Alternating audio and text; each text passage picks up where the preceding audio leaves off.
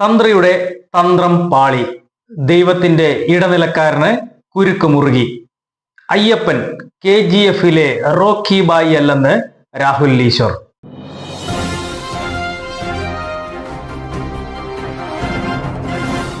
ശബരിമല സ്വർണക്കൊള്ളയിൽ ഓരോ ദിവസവും വ്യത്യസ്തമായ പുരോഗതികളാണ് ഉണ്ടായിക്കൊണ്ടിരിക്കുന്നത്. ഉണ്ണികൃഷ്ണൻ പോറ്റി എന്ന മികച്ച സ്വർണക്കൊള്ള തട്ടിപ്പ് വിദഗ്ധന്റെ വലയിൽ വീണവരിൽ സമൂഹത്തിലെ പ്രഗത്ഭരും ഉൾപ്പെടുന്നു. അവസാനം ദൈവത്തിന്റെ ഇടനിലക്കാരനായി പ്രവർത്തിക്കുന്ന തന്ത്രി കണ്ഠരര് രാജീവരെ SIT അറസ്റ്റ് ചെയ്ത വാർത്തയാണ് അവസാനമായി നമ്മൾ കണ്ടത്. തുടക്കം മുതൽ തന്നെ തന്ത്രി സ്വർണക്കൊള്ള നടത്തുന്നതിന് തന്ത്രങ്ങൾ മെനഞ്ഞിട്ടുണ്ടെന്ന സംശയം അന്വേഷണ സംഘത്തിനുണ്ടായിരുന്നു. തന്ത്രി അറിയാതെ സ്വർണപ്പാളികൾ കടത്തിക്കൊണ്ടു പോകില്ല എന്നതും കുരുക്കായി. ഒരു തെറ്റും ചെയ്തിട്ടില്ലെന്ന് അറസ്റ്റ് ചെയ്ത് കൊണ്ടുപോകുമ്പോൾ പ്രതികരിക്കുന്നുണ്ടെങ്കിലും അദ്ദേഹത്തിന്റെ ശബ്ദം ദുർബലമായിരുന്നു. 2019 മെയ് 18 സ്വർണം പൊതിഞ്ഞ കട്ടിളപ്പാളികൾ ഉണ്ണികൃഷ്ണൻ പോറ്റിക്ക് കൈമാറിയിരുന്നു. അന്നത്തെ മഹസറിൽ ഒപ്പിട്ടത് കണ്ഠരര് രാജീവര് ആയിരുന്നു. അങ്ങനെ കൊണ്ടുപോയ സ്വർണപ്പാളിയെ ചെമ്പുപാളി എന്നാണ് രേഖപ്പെടുത്തിയിരുന്നതും.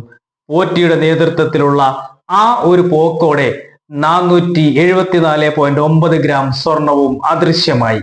വ്യക്തമായ തെളിവുകളോടെയാണ് അന്വേഷണ സംഘം തന്ത്രിയെ വലയിലാക്കിയത്. സ്വർണപ്പാളി മുക്കാൻ നേതൃത്വം നൽകിയ കുതന്ത്രശാലിയായ ഉണ്ണികൃഷ്ണൻ പോറ്റിയെ പൊക്കിയതോടെ ഓരോ മാന്യന്മാരും ഒന്നിനു പുറകെ ഒന്നായി കാനനയാത്രയ്ക്ക് പകരം കാരാഗ്രഹയാത്രയിലേക്കാണ്. പോറ്റിയെ വിശ്വസിക്കുകയും അയ്യപ്പനെ ചതിക്കുകയും ചെയ്തതോടെ ജയിൽ യാത്ര ഉറപ്പായി. പണം വന്നുകൊണ്ടിരുന്നപ്പോൾ അയ്യപ്പന് പകരം Unnikrishnan പോറ്റിയെ ആരാധിച്ചതാണ് വിനയായത്. Unnikrishnan Potti, Murari Babu, D Sudheer Kumar, M Padmakumar, KS Baiju, S Sreekumar, RPN Govardhan, Pankaj Bhandari, N Vasu, N Vijayakumar, അവസാനം കണ്ഠരര് രാജീവര്. ഭക്തജനങ്ങളെ കബളിപ്പിച്ച് പണത്തോട് ആർത്തിമൂത്ത് അയ്യപ്പന്റെ മുതൽ കട്ട് ജയിലിലായവരാണ് ഇവരെല്ലാം. പലനാൾ കള്ളൻ ഒരു നാൾ പിടിയിലാകുമെന്ന പഴഞ്ചൊല്ലുകളൊന്നും ഓർത്തില്ല. കാരണം കുമിഞ്ഞുകൂടുന്ന പണത്തിന് അത്രയും ശക്തിയുണ്ടായിരുന്നു. തന്ത്രിക്ക് ഒന്നിനു പുറകെ ഒന്നായി വീണ്ടും കുരുക്ക് മുറുകുകയാണ്. ദ്വാരപാലക കേസിലും തന്ത്രിയെ പ്രതി ചേർത്തു. അതിൽ UB ഗ്രൂപ്പ് സ്വർണം പൂശിയതിലും സ്വർണത്തെ ചെമ്പാക്കി മാറ്റിയ മഹസറിലും ഒപ്പിട്ടതും ദേവസ്വം നിയമങ്ങൾ ലംഘിച്ചതുമടക്കം കുരുക്കുകൾ മുറുകിക്കൊണ്ടേയിരിക്കുന്നു. അന്വേഷണ സംഘത്തിന്റെ വലയിൽ വീണത് 11 സ്വർണക്കള്ളന്മാരാണ്. ഇനിയും അറസ്റ്റ് തുടരാനാണ് സാധ്യത. ദ്വാരപാലക ശില്പങ്ങളിലെ സ്വർണപ്പാളി അടിച്ചു മാറ്റിയതിൽ പ്രതിയായിരിക്കുകയാണ് രാജീവര്. ഹൈക്കോടതിയാണ് പ്രതിയാക്കാൻ SITക്ക് അനുമതി നൽകിയത്. കട്ടിളപ്പാളിയിലെ കേസിലും തന്ത്രി പ്രതിയാണ്. ഇപ്പോൾ ദ്വാരപാലക ശില്പങ്ങളിലെ സ്വർണപ്പാളി കവർന്നതിലും പ്രതിയായി. അന്വേഷണത്തിനായി ജയിലിലെത്തി അറസ്റ്റ് ചെയ്യാമെന്നും കോടതി അറിയിച്ചു. ദേവസ്വത്തിലെ അസിസ്റ്റന്റ് കമ്മീഷണറുടെ അതേ റാങ്കിലുള്ള ഉത്തരവാദിത്തങ്ങൾ പാലിക്കേണ്ട വ്യക്തിയാണ് തന്ത്രി. അതുകൊണ്ട് തന്നെ ക്ഷേത്ര സ്വത്തുക്കൾ സംരക്ഷിക്കേണ്ട ചുമതലയും കടമയും തന്ത്രിക്കുമുണ്ട്. എന്നാൽ പണത്തോടുള്ള ആർത്തി കൊണ്ടാണോ അതോ ഉണ്ണികൃഷ്ണൻ പോറ്റിയുടെ തന്ത്രത്തിൽ വീണുപോയതാണോ തന്ത്രിക്ക് വിനയായതെന്ന ചോദ്യം ഉത്തരമില്ലാതെ അലയുന്നു. തന്റെ ഉത്തരവാദിത്വം മറന്നാണ് ഉണ്ണികൃഷ്ണൻ പോറ്റിക്ക് കട്ടിളപ്പാളികൾ പുറത്തേക്ക് കൊണ്ടുപോകുവാൻ മൗനാനുവാദം നൽകിയതെന്നാണ് അന്വേഷണ സംഘം കണ്ടെത്തിയിരിക്കുന്നത്. KP ശങ്കരദാസിനെ അറസ്റ്റ് ചെയ്യാത്തതിൽ അന്വേഷണ സംഘത്തിനെതിരെ രൂക്ഷമായ ഭാഷയിലാണ് ഹൈക്കോടതി വിമർശിച്ചിരിക്കുന്നത്.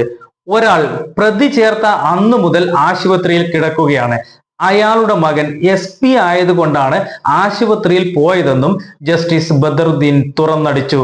ഈ സംസ്ഥാനത്ത് എന്ത് അസംബന്ധങ്ങളാണ് നടക്കുന്നതെന്നും അന്വേഷണ ഉദ്യോഗസ്ഥന്റെ നടപടിയോട് യോജിക്കുന്നില്ലെന്നും ഹൈക്കോടതി വ്യക്തമാക്കി. ദേവസ്വം ബോർഡ് മുൻ അംഗമായ KP ശങ്കരദാസിന്റെ മുൻകൂർ ജാമ്യാപേക്ഷ കോടതി പരിഗണിച്ചിരുന്നു. എന്നാൽ പ്രതി ചേർക്കപ്പെട്ട ശങ്കരദാസ് ആശുപത്രിയിൽ ബോധമില്ലാത്ത അവസ്ഥയിലാണെന്ന് പ്രതിഭാഗം കോടതി അറിയിച്ചു. ICUവിൽ കിടക്കുന്ന ദൃശ്യമടക്കം കാട്ടിയാണ് പ്രതിഭാഗത്തിന്റെ വാദം. ഏത് വിഷയത്തെ എടുത്താലും തന്റെ കണ്ണുകൊണ്ട് അതിനൊരു വിശദീകരണം നൽകാൻ ശ്രമിക്കുകയും മിക്ക വിഷയങ്ങളിലും മണ്ടത്തരങ്ങൾ വരാറുണ്ടെങ്കിലും പിന്മാറാൻ തയ്യാറല്ലാത്ത വ്യക്തിയാണ് രാഹുൽ ഈശ്വർ. കണ്ഠരര് രാജീവരെ അറസ്റ്റ് ചെയ്തപ്പോൾ തുടങ്ങിയ പരാമർശങ്ങൾ ഇതുവരെ തീർന്നിട്ടില്ല. സ്വർണം പുറത്തേക്ക് കൊണ്ടുപോകുവാൻ തന്ത്രി ദേവന്റെ അനുമതി വാങ്ങിയില്ല. അയ്യപ്പനാണോ SITക്ക് മൊഴി നൽകിയതെന്നാണ് രാഹുലിന്റെ പരിഹാസം. സർക്കാരിനും CPM-നും എതിരെ വിരൽ ചൂണ്ടുമെന്നായപ്പോൾ ശ്രദ്ധ തിരിക്കാനാണ് ഈ അറസ്റ്റ് വിദ്യ എന്നാണ് രാഹുൽ ഈശ്വർ ഗണിച്ചു കണ്ടെത്തിയത്. ദേവന്റെ അച്ഛനായാണ് തന്ത്രിയെ കാണുന്നതെന്നും രാഹുൽ പറയുന്നു. അയ്യപ്പനെ തൊട്ടാൽ വെറുതെ വിടില്ല എന്ന് പറയേണ്ട. അയ്യപ്പൻ KGF-ലെ റോക്കി ബായി ഒന്നുമല്ലെന്നും രാഹുൽ പറയുന്നുണ്ട്.